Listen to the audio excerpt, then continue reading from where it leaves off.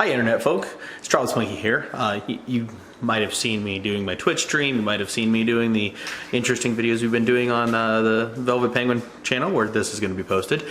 Today I'm actually doing a real recipe, no jokes, no shenanigans. I'm actually going to be making something. It's called some carnitas. They're delicious, they're wonderful. I'm going to go through the steps, tell you how I make them, the whole shebang. This is a serious cooking video, well, the serious I can get.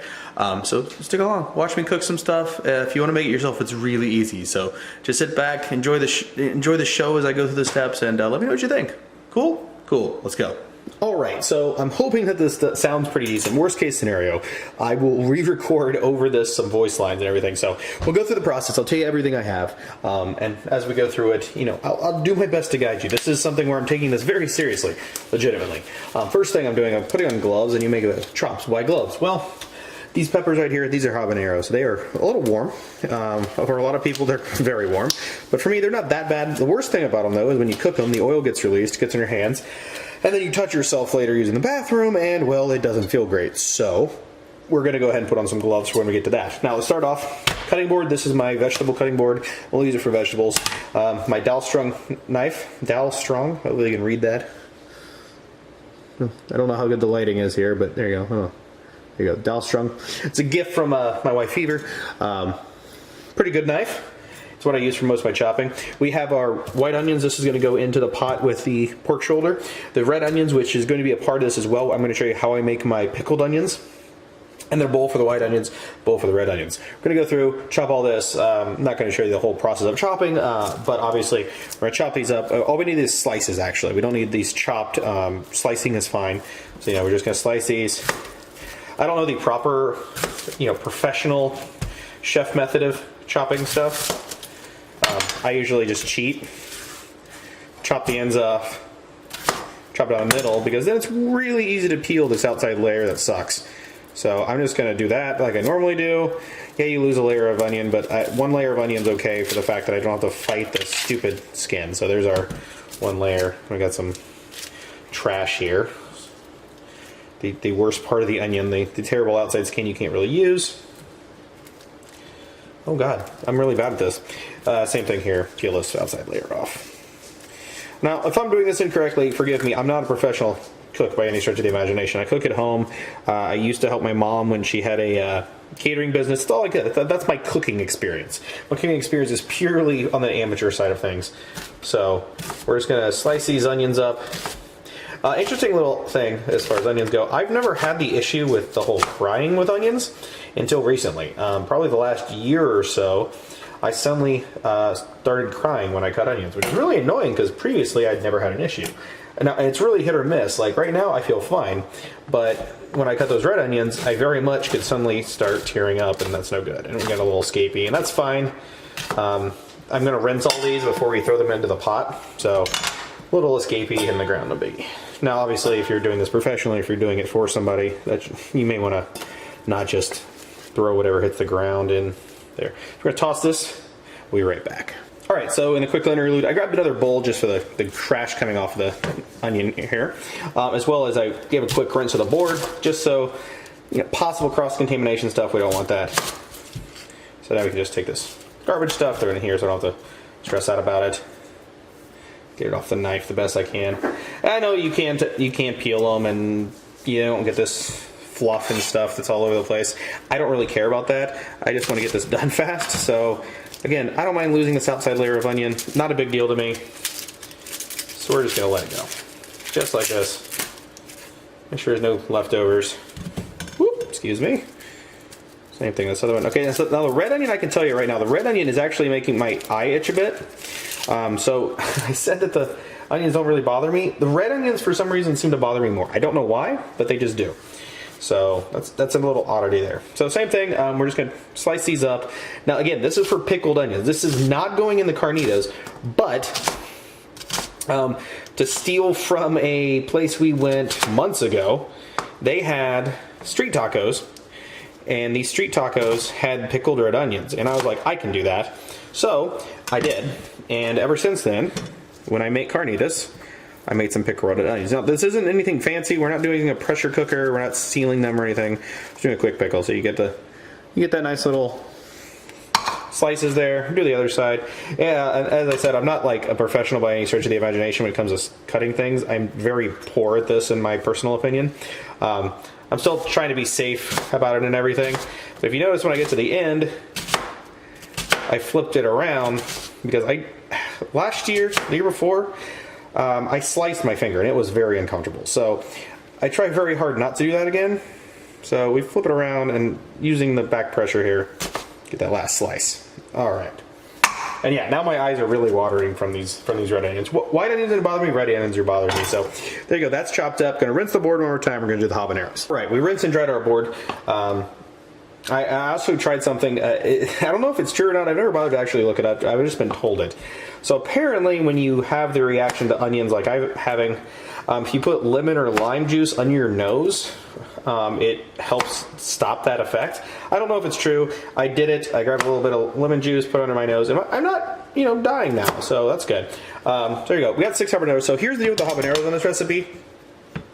You can do more, you can do less. I advise for anyone who can tolerate at least a little bit of spice, go with the 6. Now the reason I say go with the 6 is 6 will give you the flavor of the habaneros and a little bit of heat. Now I do mean a little bit. I have done this recipe a number of times now, and going above 6 the heat increases, going below 6 you basically lose the taste of the spice. So 6 seems to be the magic number for what I'm doing. Now, if you're not a spice person, hey, skip this. Don't go for the heat. Don't go for the habaneros. But I strongly advise them. I think these make the flavor. I think it accelerates it. I think it makes everything better. So you can get these like this. But what I'm actually going to do is, I got this chopped up. Okay, yeah. I'm actually going to run these through my blender because I want them much more minced than I'm willing to do with a knife, and so we'll show that here in a second. But I strongly suggest 6 habaneros, get them minced down, not just chopped, and everything ends up a lot better. Alright, so as I said, I want these things minced up, so here's our habaneros. They are minced to perfection. This is exactly what I want. It is a very strong smell right now. Like, I need to sneeze. These smell wonderful, seeds and all. Do the whole shebang, get them done. And you may notice I didn't get the other onion and the other 2 onions done yet. I'm going to do those other 2 onions. I just wanted to show you the basis of this. We're going to knock these out real quick. We'll have everything ready to go. And then move on to the main attraction, which is the meat. So coming right back with meat. And actually, quick side point, before we cut away, make sure you clean everything up. So like, clean this, clean your knife, clean your space. You do it as you go. It's a lot faster. Okay, so first off, big thanks to Fever for getting me a piece of gum, which really helps with the whole red onion thing. So we have 2 full red onions later for our pickling, 2 white onions, these are yellow onions, my bad, yellow onions that will be going with this, and our 6 habaneros. So that's all done, at least for now. We're going to rinse them. I'll show you what that all process everything in a minute. But this is the big thing. So this is a whole pork butt or pork shoulder. It has been in our freezer since April. We're getting ready to move, so I'm like, hey, we should make some more carnitas, which Fever, let me tell you, she fought. She was like, oh no, not that. That's the worst. So here's the deal. I don't put this in a hole, okay? We're gonna get it out, and I'm actually going to chop a lot of the meat off the bone, well, as much meat as I can possibly get off the bone, because I discovered through trial and error that if you take the meat off the bone and do it in chunks rather than solid brick, the meat gets a lot more flavor in it. Essentially speaking, when I did it with just bone in, the pieces near the middle were good, but they could have been better. Whereas the pieces on the outside were really flavorful. Now, you mix it all together, it's not a big deal. So if you want to do it for time, just go ahead, leave it on the bone, put it in your Instapot, you'll be fine. I do it this way, I like it this way. I'm going to show you what I do. So first off, we got to get out of the bag. And we want as much of this juice away from here because we're going to slide it out of the bag. And also be careful, knives are sharp. Slide it out of the bag. Hopefully with as minimal juice spillage as possible. And yes, I know I'm grabbing it with my hand, it's going to be on the knife, but I am right-handed, it's a little easier. There you go. So, big old juicy ham. Big old gross bag full of juice. There we go. All right.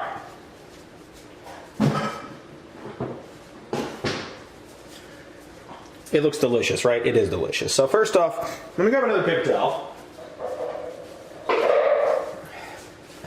I know this isn't perfect, but I am going to rinse everything off at the end. This is just my normal, like, butcher's knife, I guess you'd call it. I don't even know what this actual knife's called. I don't use the dowel strong for this one. This one, the smaller blade, is really useful for what I got to do. So these pork shoulders / butts, they always have this bone that goes in. And the bone's always differently shaped depending on how they cut it. So we're going to try and get the knife in along the bone there. If you can see that. There you go, knife along the bone. That's the bone. Goes most of the way through, or here's some other part of the bone right here. I'm gonna try to get it close. We want as much of this meat off as we can, and I am gonna chunk it as well. So, now that I touch the pork a whole bunch again. All right, so.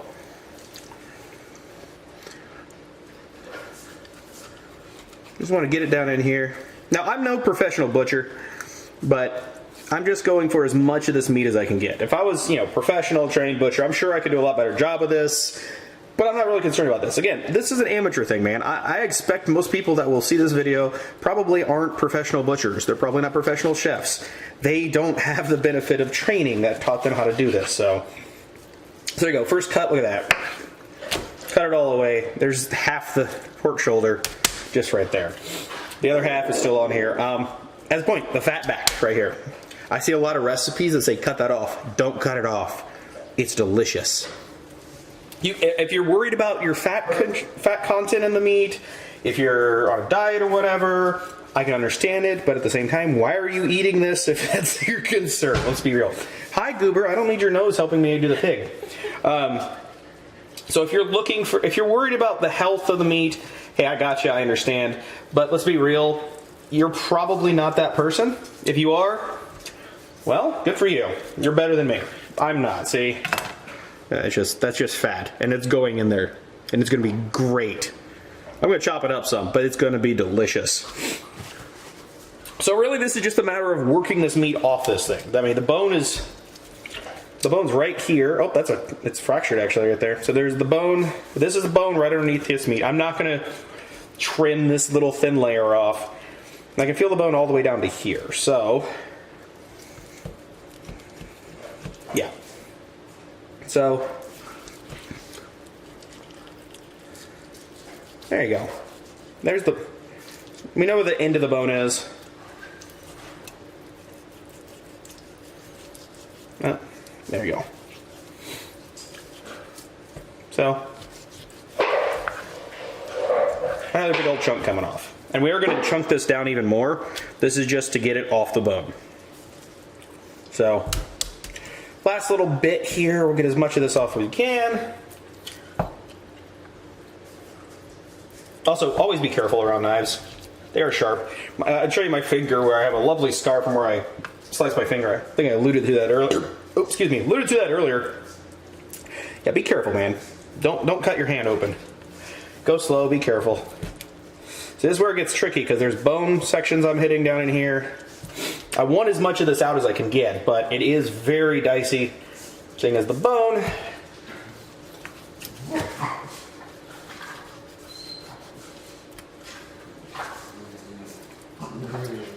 Yeah, it's right there. The bone's causing an issue already. It's pretty normal. This is a fight I've had every time I've ever done this. Is fighting my way through this. Again, if you don't want to spend the time to do this, hey, I understand. Not everyone's going to want to spend their time just for a little more flavor in the meat. That's fine. If you're cooking for a family or something and you're like, listen, I just want to get this in the crock pot or the Instant Pot and get this going. Hey, ignore all this. Hey, dogs, come on. Sorry, I have dogs. Just get this going. Yeah, I got you. Do your thing. Make your food. It's still going to turn out great. Don't get me wrong. I just prefer the meat sort of a uniform flavor, and this is a good way to do it. Now, obviously, if you can find a boneless pork shoulder, you're way ahead of the game, but the bone-in pork shoulder tends to be a lot cheaper, so you having to pay for the bone and all, so you do you get what works for you. It's slowly parting. Slowly getting in there. I think some of the middle here may actually still be frozen. Like I said, I just pulled this from the freezer a few days ago. I don't think this is bone I'm catching. I think this is just frozen meat.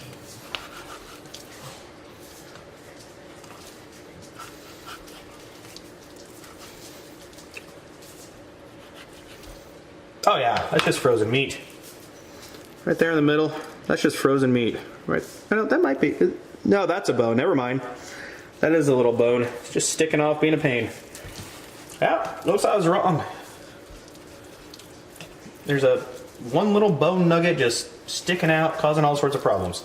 All right, well, let's see if I can finish fighting this thing. And you're like, Trobs, this is going on forever. How long are you gonna do this? Well, after this stage, you're pretty much done.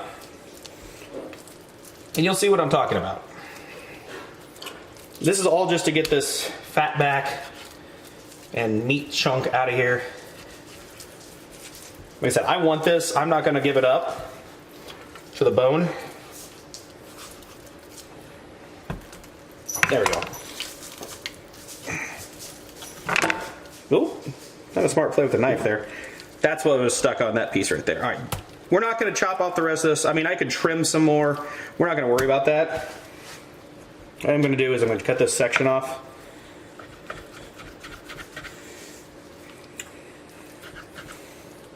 Just to make sure there's no little bone shards hiding in here. I do not want to have a mouthful of a bone shard later, because that's always unfortunate. So, let's just do this.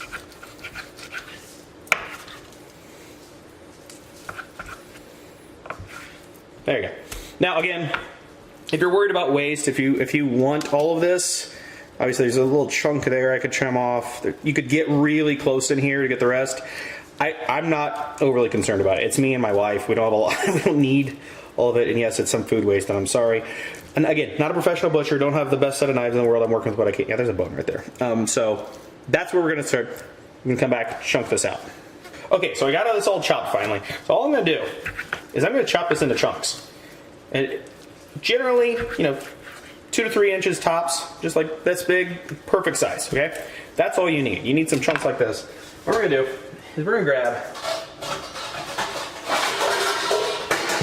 our big old bowl.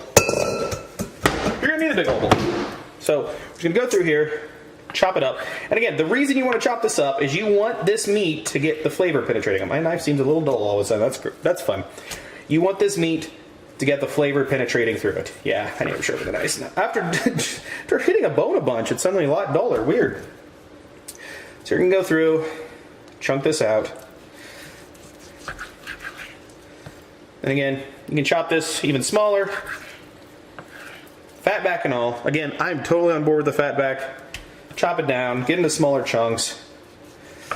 You can mix the meat up later. It's gonna break down wonderfully. So you have this giant piece here. Oh yeah, this thing is super dull now. I'm gonna change my knife out. Hold on.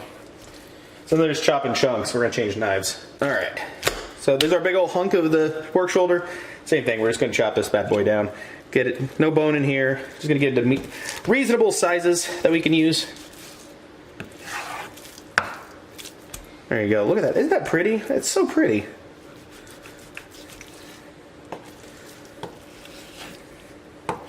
I just opened the nuclear apocalypse comes and the candles start eating me. I look this good, chopped up. Beautiful, right? Beautiful. And you might be, oh man, it's gonna be so hard to chew. That's the beauty of what we're doing. It makes this kind of gristly, fatty meat into something easy to eat. And oh man, is it easy to eat, because it just slides down your throat. Oof. It's like a good night at the bar. All right. There you go. Just look at that chunk. Perfect.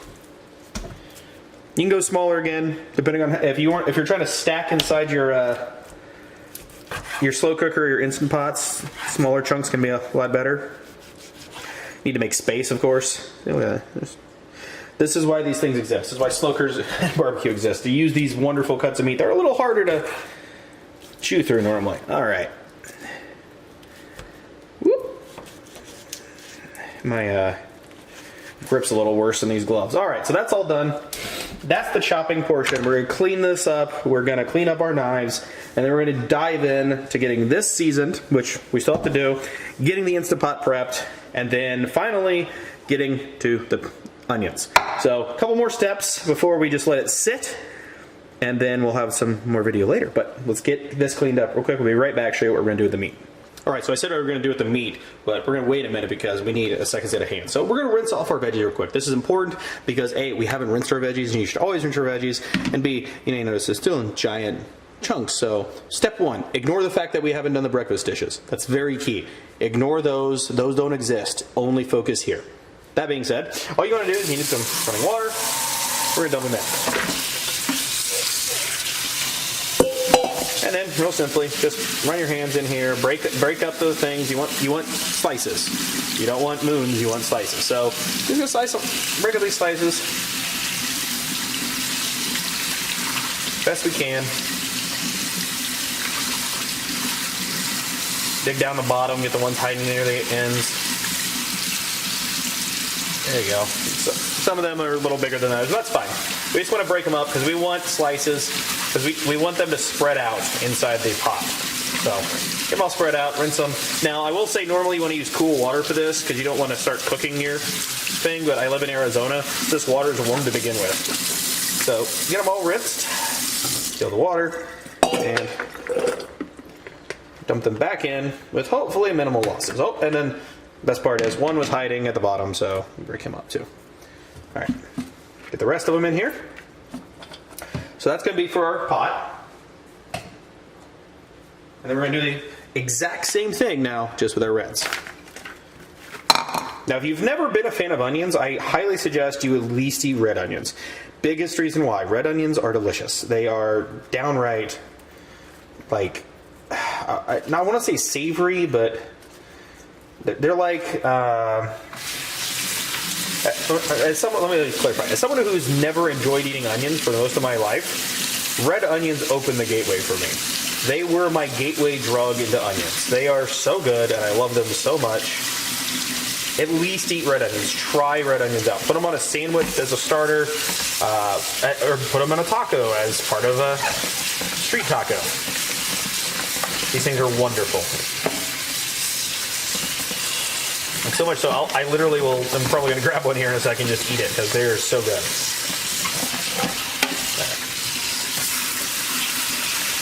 Good old rinse.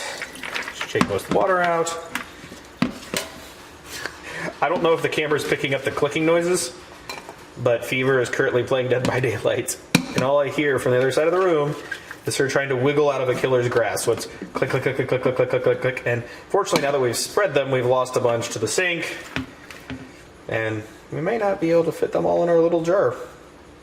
We'll get close enough. Point is, rinse your veggies. Lose a bunch of your veggies. These are all going to be pickled later. It's going to be fantastic. Here you go. These are good. Eat these. We'll get the rest later. Anyway, meat's coming up next. Alright, so I recruited some help from my lovely wife, who immediately asked, so we add 4 glugs of olive oil, right? I'm like, no, don't put glugs. We use proper measurement. Which is 2 tablespoons olive oil. We want to oil up the meat, because oiling the meat means the herbs and spices stick better. So, 2 tablespoons of that, please, ma'am. And the gloves are back on because this stuff is oily, and I'm going to be using my hands.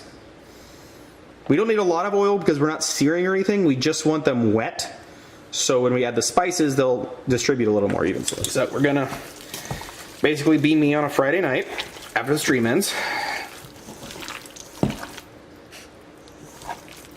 That's a joke about slathering up my meat in oil. Yeah, I'm so mature. That laugh was rank. That laugh was amazing. All right, so now you want to take a paper towel and wring that out, please. Because we want more.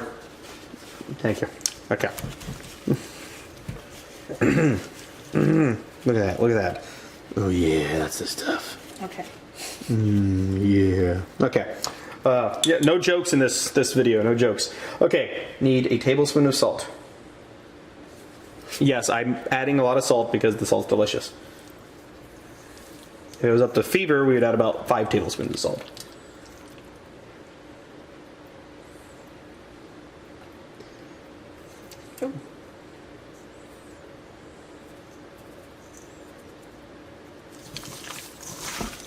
All right. And as she adds this, I'm just going to mix it around because we want, again, this to be as evenly coated as possible because while the habaneros and the onions are going to give it flavor, we want flavor added from the spices as well. All right. We need, I'd say, a tablespoon of pepper. It's hard to do that. Just pepper me, please. Just go ham. This is what happens when you don't. I like fresh ground pepper, so. Tell me when. Go ham.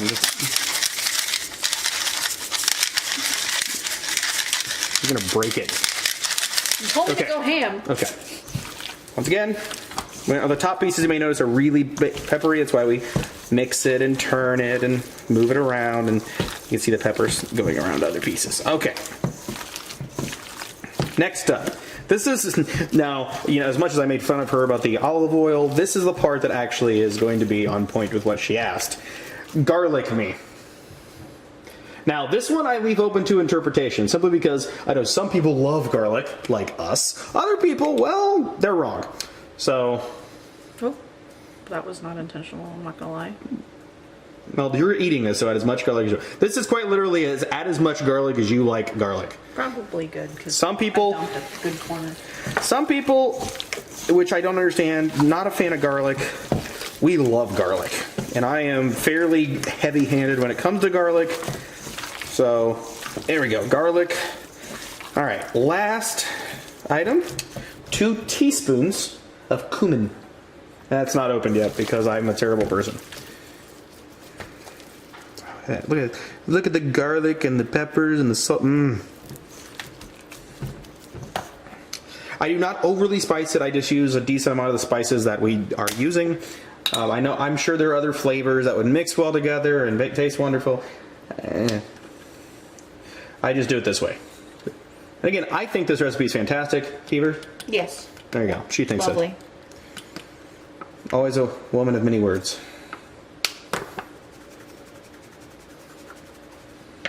My hands were covered in oil right now. I'd love to show you guys the struggle she's having with this thing.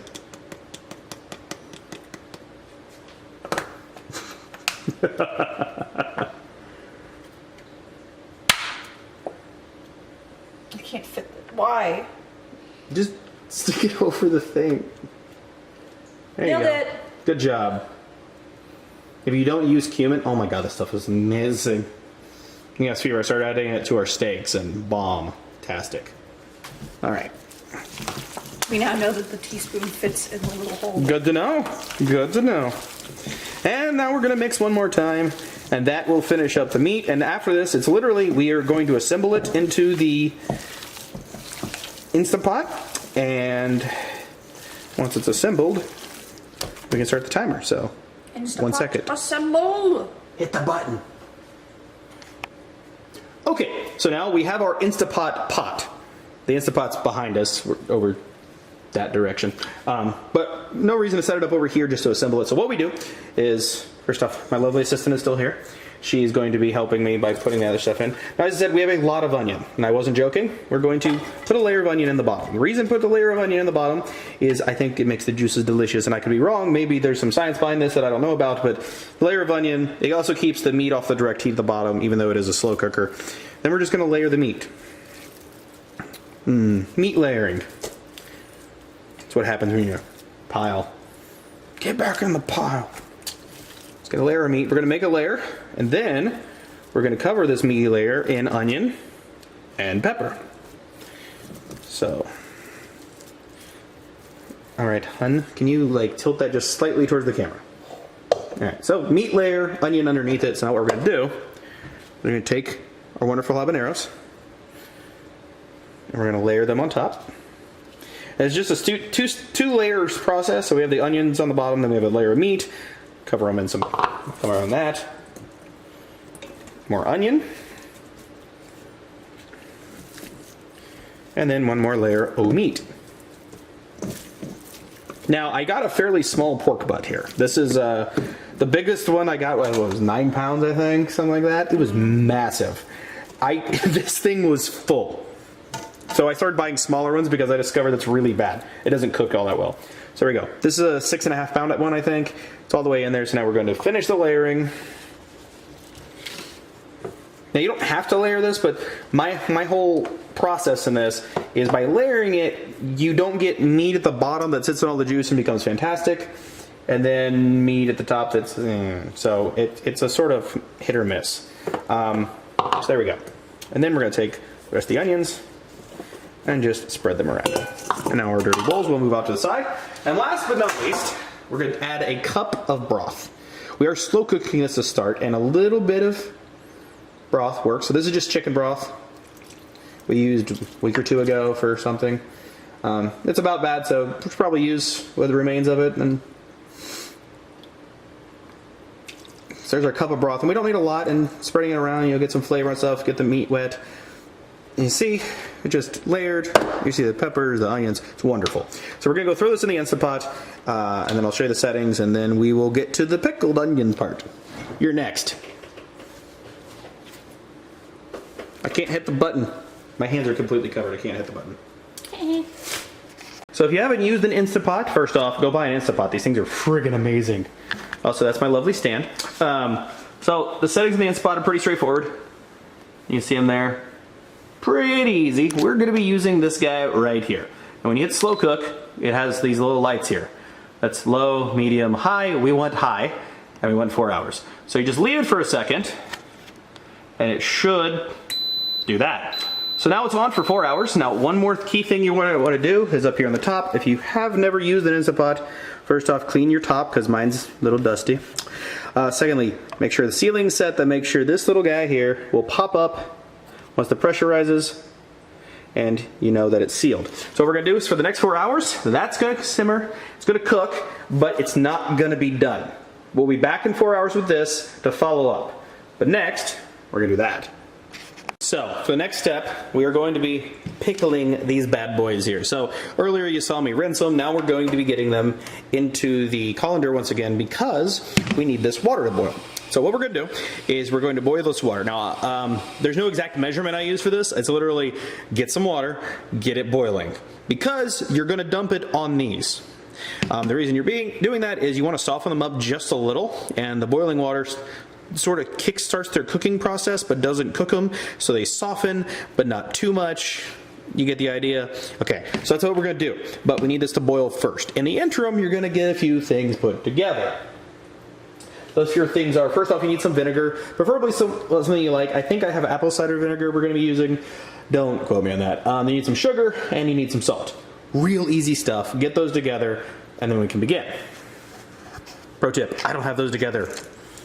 So our water is boiling. You may or may not be able to hear it, but I'm going to come over and all we're going to do is pour that boiling water slowly over these onions. We want them to start cooking just a little bit because they're going to be getting stuffed in with that delicious pickling, and we want them to sort of open themselves up. So, they are very see-through, transparent little creatures.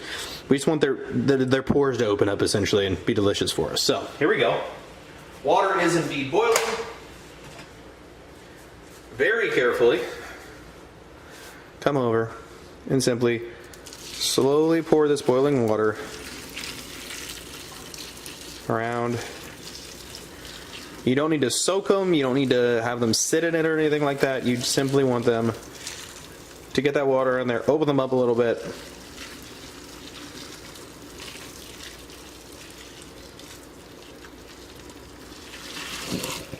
Let the water drain off. And as the water drains off, we'll prep our last step as these bad boys are ready to sit in the fridge. Okay, so I accidentally discovered that I didn't have enough vinegar, so we're redoing this. I already did this once, but we're gonna do it again. I just deleted that part of the video. It never happened since I never actually showed it to you guys. So to make the pickling, it's real simple. Like, this is super duper easy. Honestly, once you have your onions done, this part's really easy. So first off, what you're gonna do is, normally, if you're only doing one onion, one of these should work, but I'm doubling it. So first off, this is the wrong one. Wrong size for the salt. So you want 1.5 teaspoons of salt normally. So this would be a normal size 1.5 teaspoons, right? Trick is I'm doubling this. So I'm actually gonna go 3 teaspoons or 1 whole tablespoon of salt. There you go. And then we want 2 tablespoons of sugar. Get this bad boy in here. Now, I don't know the science behind, but I'm guessing the onions eat this up, and that's why it works the way it works. All right, so now with that done, what we're going to want to do is we actually normally would add a half a cup. So your normal measurements for this are 1.5 teaspoons salt, 1 tablespoon sugar, and then a half a cup of your vinegar. So this is Bragg organic raw unfiltered. We're trying something new here. This is actually, I've never done this before, so we're trying something new.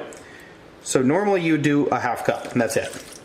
I'm actually going to go for a full cup because I'm doubling my recipe to go on these lovely onions.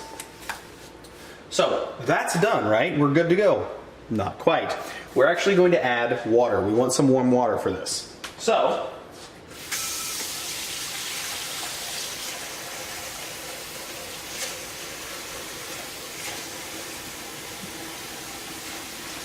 what I'm doing is I'm adding 2 cups of warm water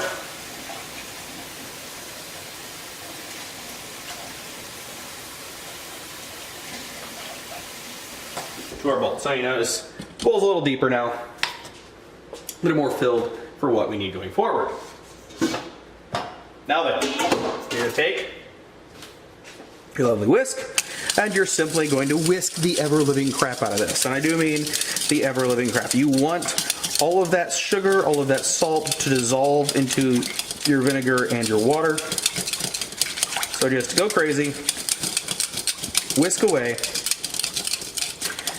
and you'll be ready to set up for your onions in just a moment. All right, so once you have your mix done, you have your onions that have been rinsed done, you're going to want to stuff these bad boys as far down as you can. You want them saturated, you want them covered, so I'm going to push them down. You may notice they're discolorated. That's when I realized I didn't have enough liquid for the other ones, and I accidentally poured it on before I realized that. So we're going to take this, and we're just going to pour this on. And there we go. Look at them sitting wonderfully down inside. That's what we want. We want them sitting down in there. Now, obviously, we want them all the way in if at all possible. And normally I use red wine vinegar for this. I opted for some apple cider this time, just trying something a little different. We want them soaked, we want them sitting down in there. You know, so we have some nice big chunks, we have some nice small chunks. We want this thing just to soak. So what we're gonna do, so the next hour, I'm gonna cover this. I'm not gonna seal it. I'm just gonna take this, I'm gonna cover it like this, I'm gonna let it sit. That's all it's gonna do. It's just gonna sit right here on the counter for the next hour. In an hour, I'm going to take it, I'm going to throw it in the fridge, and then in the next 3 hours and 20 minutes or so, once this is done, that'll just been simmering away on the counter and then in the fridge. And then lastly, we'll be ready to start the next phase of the Instant Pot. So, if you're doing this, if you're following along, if you're trying to figure out what's going on, this is the phase we're at. Let me just flip this back there real quick. Hold on, there we go. Hey! So, we have our meat done. We've chopped our veggies, chopped our peppers. We've now done our pickled onions. Next phase is waiting. There's literally nothing you can do if you're following along with this because we're using an Instant Pot and a slow or a slow cooker. I'm using both. I'm using the slow cooker feature and then the Instant Pot. So go find something to do for the next 4 hours. Clean up. Start editing your video. That's not going to happen. You have time to burn. Okay. Come back. 3 hours and 20 minutes from now, I'll be coming back. It'll only seem like an instant if you're watching the video, but we'll be right back. Right, so we literally just had this thing beep. The 4 hours is turned up. Now, normally when I would cook this, I would just simply switch over to the pressure cook and we'd roll. But, as I said before, I wanted this to stay put because we don't want this open. It loses heat. The slow cook gets injured by it. But we're going to open because I want to show you, and this doesn't affect the pressure cook. So, as you can see, it looks like a slow cooker. It looks like I just made some slow cooker stuff. But it's not done. You can see there's quite a bit of fat that's risen up here. This is not done. The onions don't look real cooked. This is simply a slow cook. This is just to get really moisture into the meat. So we're going to seal this back up. We're going to start the pressure cooker. As soon as I can get the lid back on. There we go. There. Sort of. There we go. All right, so we're locked back in. And all I'm gonna do is I'm gonna go to manual. I'm Oh, actually cancel that. Manual for 1 hour. Now what's going to happen, if you haven't used an Instant Pot before, this is going to build up pressure inside. This little doodad right here is actually going to pop up eventually, showing that it's sealed, and once it's sealed, you don't want to open it because it's basically, there's a reason these things are sometimes used for nefarious purposes. It literally inside is very similar to a wok. It's not good. So we're going to give this about an hour. It takes 15-20 minutes for the pressure to fully build up, and then we will release the pressure, and then the meat is done in terms of you can eat it right away. But we're going to do one more step after that. So we'll have another hour of waiting. Hope the 4 hours wasn't too bad if you're doing this yourself. We'll come back in another hour, check it out, and I will show you the final creation of our delicious food.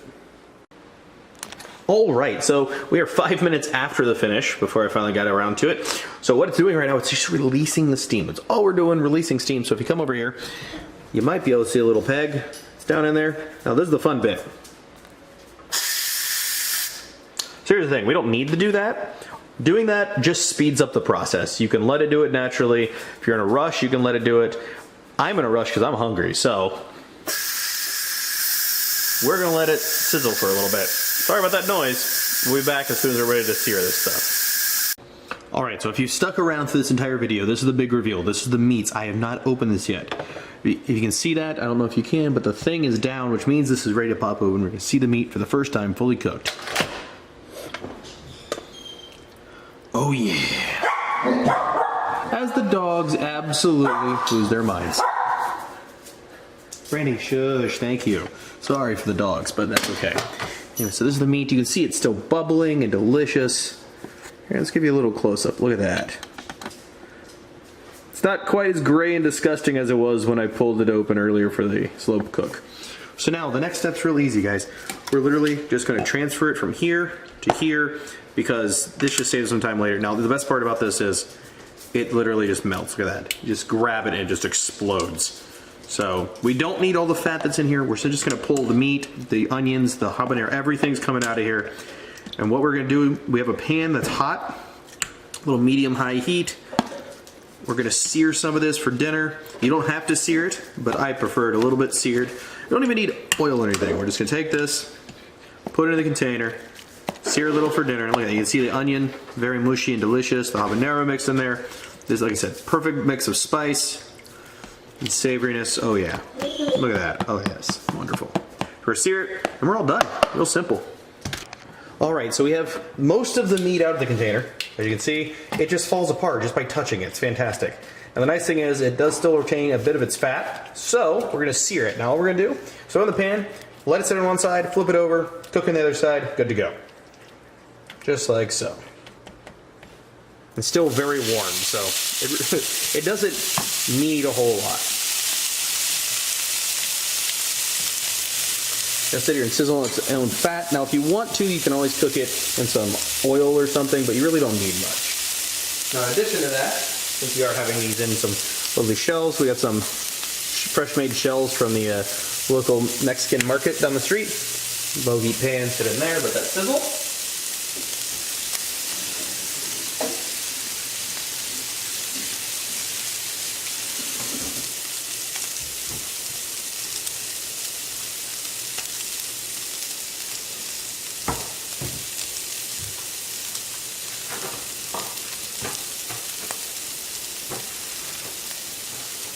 Now you can go really high heat if you want a fast sear. I'm at, like I said, about medium-high heat, and we're just trying to get a little crispy because it's very good on its own. You can literally eat it out of the container here, but the crispiness makes it, in my opinion. Yeah? Beaver says a little crisp, so.